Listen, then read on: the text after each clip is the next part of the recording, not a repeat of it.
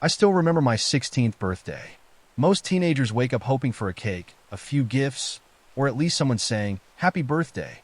In return from school, empty house.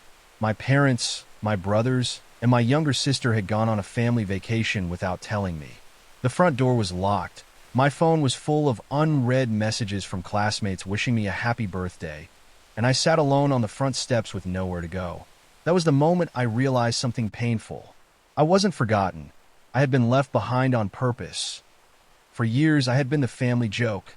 I was 6'2", but weighed only 42 kilograms. My brothers laughed and called me a skeleton. Their friends joined in. My sister never stood up for me. Even my parents treated me like I was an embarrassment instead of their son. The only people who ever made me feel loved were my grandparents. They lived in a small village and never cared how I looked. Every time I visited, my grandmother cooked my favorite meals, and my grandfather reminded me that a person's heart matters more than their appearance. That lonely birthday changed everything. I made myself a promise. One day, I would disappear from the lives of the people who made me feel invisible. Over the next few years, I worked quietly, studied hard, and saved every rupee I could. I stopped expecting my family to notice me. I focused on building a life where I never had to depend on anyone who didn't value me. 8 years passed. On my 24th birthday, I wasn't sitting alone outside a locked house anymore. I was standing on a beach in Bali with the only two people who had always believed in me, my grandparents. As the sun set behind us, we smiled for a photo together. I uploaded it to social media with one simple caption: "The people who never left me deserve to celebrate every victory with me. Happy 24th birthday to me." Within minutes, my phone exploded with notifications. For the first time in 8 years, my family finally realized I was gone. The cold that night felt unbearable. It was only 14 degrees Celsius, but I had no proper winter clothes. I was wearing a thin t-shirt, worn-out jeans, and old shoes with holes in them. My hands were numb, and I couldn't stop shivering. I walked without knowing where I was going. I didn't have any money. I didn't have anyone to call. I didn't even know if anyone in my family had noticed I was missing. After walking for what felt like hours, I found a small bus stop. It was empty except for an old wooden bench. I sat down, hugged my knees, and tried to stay warm. The cold became heavier. My vision started to blur. The last thing I remember was seeing a pair of boots stop in front of me. Then everything went black. When I opened my eyes, I was lying on a small bed inside a simple room. The smell of hot soup filled the air. A calm voice said, "You're awake. Don't try to stand. Eat something first and get some rest." I turned my head and saw an elderly man with gray hair and kind eyes. He looked to be around 70 years old. For the first time in years, someone looked at me with concern instead of disappointment. I stayed silent for 2 days. He never forced me to talk. He simply brought me food, warm blankets, and medicine. On the third day, he sat beside my bed. "Whenever you're ready," he said, "tell me what happened." I couldn't hold it in anymore. I told him everything. About my family. About the bullying. About my 16th birthday. About being locked out of my own home. When I finished, he didn't pity me. He simply nodded. Then he smiled. "From today," he said, "you won't sleep outside again." His house was small and old, built next to a local boxing gym. That's when I discovered who he really was. Years ago, he had been a respected boxing trainer and worked as an agent who trained and managed young fighters. Age had forced him to retire, but people in the martial arts community still respected him.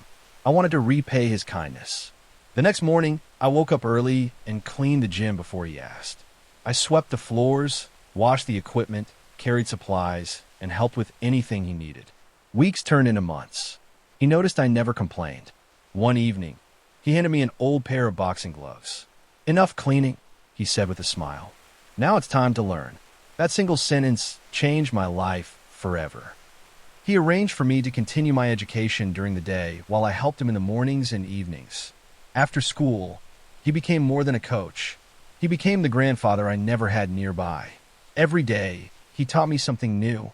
Not only boxing, he trained me in karate, taekwondo, kickboxing, wrestling, Muay Thai, judo, even Kalarapayattu, one of the oldest martial arts in the world. His lessons weren't only about fighting. He taught me discipline, respect, patience, and the difference between strength and anger. The strongest man, he always said, is the one who never has to prove he's strong. For the next 8 years, I trained, studied, and slowly became the person my 16-year-old self never believed I could become. My 24th birthday didn't begin with loneliness. It began with gratitude. I booked a week-long vacation in Bali for the 3 people who had given me a second chance at life: my grandfather, my grandmother, and the man I proudly called my mentor. We stayed in a beautiful beachfront hotel. Every expense was my gift to them. As I watched my grandparents laughing by the ocean and my mentor smiling as they talked together, I realized something. This was my real family, not the people who shared my last name, the people who had stood beside me when I had nothing. That evening, the hotel staff surprised us with a birthday cake. My grandfather placed a hand on my shoulder. "We're proud of the man you've become," he said. My grandmother wiped away tears before giving me a hug. My mentor smiled and said, "I didn't save your life. You saved your own. I only showed you the path." For a moment, I couldn't speak. 8 years earlier, I had spent my 16th birthday alone outside a locked house in the cold. Now I was celebrating my 24th birthday, surrounded by people who truly loved me. Before we cut the cake, we took a photo together. I posted it publicly on social media with the caption, "8 years ago, I spent my birthday alone outside a locked house. Today, I'm celebrating with the people who never gave up on me." Family isn't always the people you're born into. It's the people who choose to stand beside you. I put my phone away and enjoyed the rest of the evening. I had no idea that by the next morning, that single photo would change everything. A week after our trip to Bali, we returned home. Home. It was a word I had never truly understood until then. I now lived in a large house with the 3 people who had become my real family: my grandfather, my grandmother, and my mentor. The house was spacious, but what made it feel special wasn't the luxury. It was the laughter at the dinner table, the morning tea with my grandfather, my grandmother reminding everyone to eat more, my mentor complaining that he was getting too old to keep up with my training. Because all 3 of them were elderly, I hired 2 full-time housekeepers and a cook. They deserved to spend their retirement enjoying life, not worrying about cleaning or cooking. One evening, my grandfather walked into my office holding his phone. "I think you should see this," he said. He placed it on my desk. There were more than 1,000 missed calls and unread messages. Every one of them was from my parents, my brothers, or my sister. They had somehow found my social media post from Bali. For 8 years, they hadn't searched for me. Now they suddenly wanted to talk. My grandfather looked at me quietly. "I never replied," he said. "I wanted you to decide." Over the next few days, we learned what had happened. My brothers both had stable careers and earned good salaries. But my parents were drowning in debt. Years earlier, they had borrowed large amounts of money to pay for my sister's engagement and wedding, believing everything would work out. It didn't. The investments they made afterward also failed, leaving them with even more loans than before. To keep up with the repayments, both of my parents had taken second jobs. My mother spent long hours working at a flower shop. My father worked as a cashier during the day and picked up evening shifts at a gas station whenever he could. According to the messages, they wanted to meet me, not because they had finally realized how much they had hurt me, but because they had heard that I owned one of the country's fastest-growing fitness and martial arts training companies. For the first time in years, they remembered they had another son. I looked at my grandfather and smiled sadly. "They ignored me when I had nothing," I said quietly. "And now they remember my name because they think I can solve their problems." My mentor folded his arms. "So," he asked, "what are you going to do?" I stared out the window for a long moment. Then I answered, "I'm willing to listen, but that doesn't mean I'm willing to forget." I decided I would meet my parents, but not at my home. That house was the place where I had finally found peace. I didn't want to bring old pain into it. I told my grandfather my decision. "I want to see them once," I said, "but somewhere neutral." He nodded. The next morning, I chose a small coffee shop near my parents' neighborhood. I arrived early and sat quietly in the corner. A few minutes later, they walked in. For the first time in 8 years, I saw my parents standing in front of me.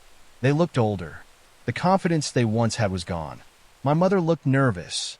My father avoided my eyes. They started to speak, but I didn't say anything. I just looked at them, Not with anger, not with revenge, just silence. Because sometimes silence says more than words. After a few moments, I placed 2 envelopes on the table. My father looked confused. The first envelope contained a check to clear their remaining loans. The second contained money for their retirement. They stared at the checks. My mother started crying. "Why?" she whispered. I didn't answer. I simply paid the coffee shop bill, stood up, and left a small note on the table. The note had only one sentence. "Look at me now.